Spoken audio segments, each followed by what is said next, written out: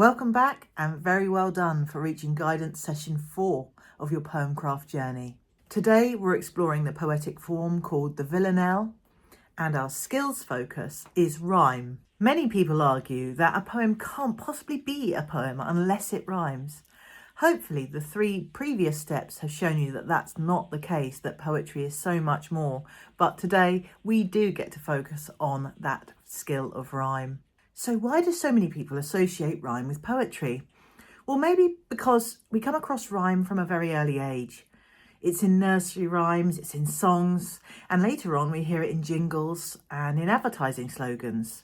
And they stay with us because similar sounds create patterns in our minds that stick in there. Villanelles use rhyme in the same way that ballads use refrains, and that's to make it memorable, because they started out in the same way, as songs that were passed on from person to person by word of mouth. Today, we're going to explore together how to make poems memorable through rhyme. So let's turn to the booklets and work through it together. Well done for getting this far. I'm so pleased you've been on this journey with me. And today we're looking at the Villanelle. The poetic skill we're looking at is rhyme today. Now, I know we've looked at rhyme in Poemcraft number 3, but the ballad and the Villanelle are quite similar poems. They have their origin in song. And so rhyme is very important because it helps people remember the song or the poem in this case. Again, as before, it tells you a little bit of information about the origins of the Villanelle and this form of poetry, and then how you can spot one. So, for example, it has 19 lines.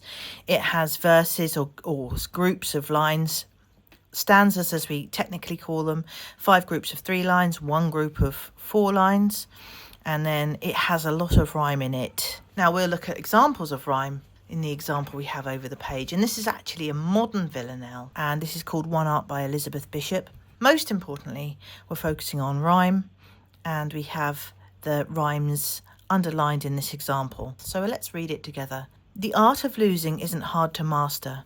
So many things seem filled with the intent to be lost that their loss is no disaster. Lose something every day.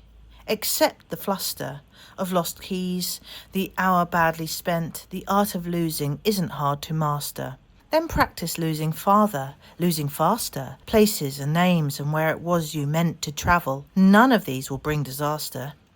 I lost my mother's watch, and look, my last or next to last of 3 loved houses went. The art of losing isn't hard to master. I lost 2 cities, lovely ones, and vaster, some realms I own, 2 rivers, a continent.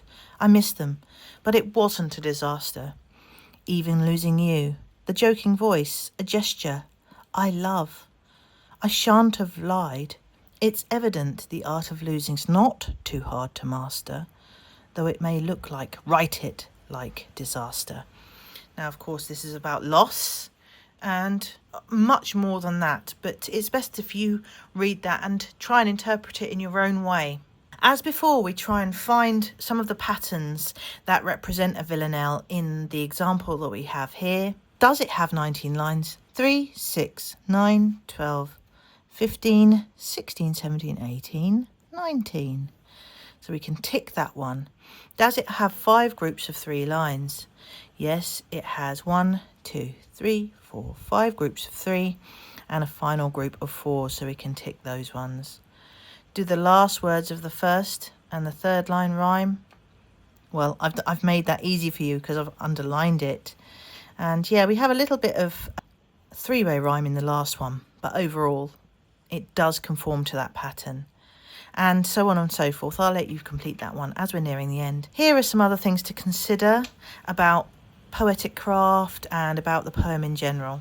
And then, of course, we have a task, a poem to complete together. You can add your name here. This is where we create a Villanelle of our own, and this is about falling in love. So it's quite light-hearted. And here we're going to focus on rhyme. Now, rhyming takes a while. It's not necessarily hard, but it requires an awful lot of trial and error. So let's read this through. Go fall in love, they said. It will be fun. So off I went and put on my best hat. But my heart shook until I stepped into the sun. Now, remember, we're focusing on rhyme of the first and third line. So fun and sun, they rhyme. Now we've got to do the same here. This one has got to rhyme with the last line. But the second line is going to rhyme with this one. So we've got hat has got to rhyme with this line. I practiced charming smiles and began to run. Now I'm using the rhyme bank at the bottom here. Imagine conversations of this and, well, that is the obvious one there. This and that, and also rhyme with hat. So run and fun, and that rhymes with hat. Now, it would be brilliant if you can complete that by yourself, share some of your rhyme, or perhaps you might even want to go on to write your own Villanelle and share that with me. Now it's over to you to complete the booklet by yourself and in your own time. And when you've finished, come back and share your experiences with us in the comments. Today, we've explored how rhyme can help shape a poem through sound patterns.